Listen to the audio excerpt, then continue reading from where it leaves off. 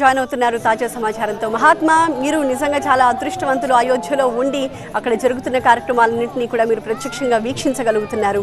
ఇవాల్టి ఈ ఊరేగింపు కార్యక్రమం, రామ్లల్లా తొలి దర్శనం చేసుకున్న భక్తజనుల ప్రతిస్పందన ఏ రకంగా ఉందంటే ఏం చెప్తారు?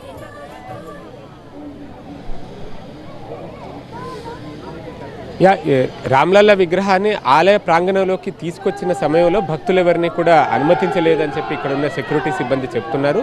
ఎందుకంటే ఒక్కసారిగా అనుమతిస్తే గనక భక్తజనం అంతా వచ్చి ఆ రామ్లల్లాని చూడడానికి మీద పడిపోతారు, సెక్యూరిటీ పరంగా కూడా ఇబ్బంది తలెత్తుతుందన్న ఉద్దేశమో మరే కారణమో తెలియదు. కానీ ఆలయానికైతే విగ్రహాన్ని తీసుకొచ్చి ఒక పరిక్రమ చుట్టూ ప్రదక్షిణాలు అయితే చేయించారు. ఇదంతా విగ్రహ ప్రాణ ప్రతిష్టాపన కార్యక్రమంలో భాగంగా జరిగే క్రతువుల్లో ఇది కూడా ఒక భాగమని వీరంతా కూడా చెబుతున్నారు.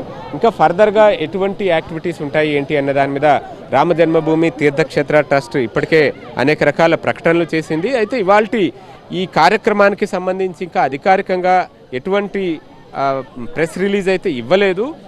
ఉదయం నిన్న ఉన్న సమాచారం ప్రకారం ఈరోజు రామ్లల్లాను బయటికి తీసుకొస్తారు, విగ్రహాన్ని ప్రధాన ఆలయం గర్భగుడి దగ్గరికి తీసుకొస్తారు అని చెప్పి ముందుగానే ప్రకటించారు. ఆ ప్రకటించిన మేరకు ప్రస్తుతం ఈ కార్యక్రమం అంతా కూడా జరుగుతుంది. అయితే నెక్స్ట్ ఇంకేం చేస్తారు అన్న దాని మీద పూర్తి స్థాయిలో మనం చూసుకుంటే రేపటి నుంచి అనేక కార్యక్రమాలు జరగబోతున్నాయి. రేపు గణపతి పూజ, వరుణ పూజ, వాస్తు పూజలు, ఈ మూడు ప్రధానమైన పూజలు రేపు జరుగుతాయి.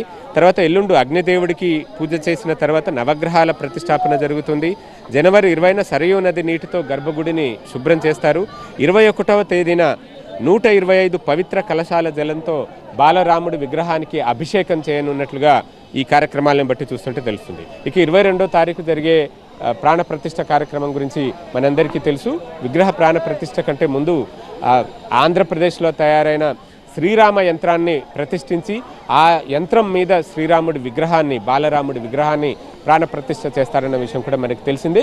ఈ సందర్భంగా ఈ ప్రాణ ప్రతిష్ఠకు సంబంధించిన ఈ క్రతువులన్నీ నిన్నటి నుంచి ప్రారంభమై జరుగుతూనే ఉండగా అనుబంధంగా అయోధ్య నగరంలో అనేక యజ్ఞాలు, మహాయజ్ఞాలు కూడా చేస్తున్నారు. వివిధ అయోధ్య అంటేనే ఆలయాల నగరి. మొత్తం అడుగు తీసి అడిగేస్తే ఏదో ఒక ఆలయం కనిపిస్తూనే ఉంటుంది. వందల కాదు వేల సంఖ్యలో ఇక్కడ ఆలయాలు ఉన్నాయి.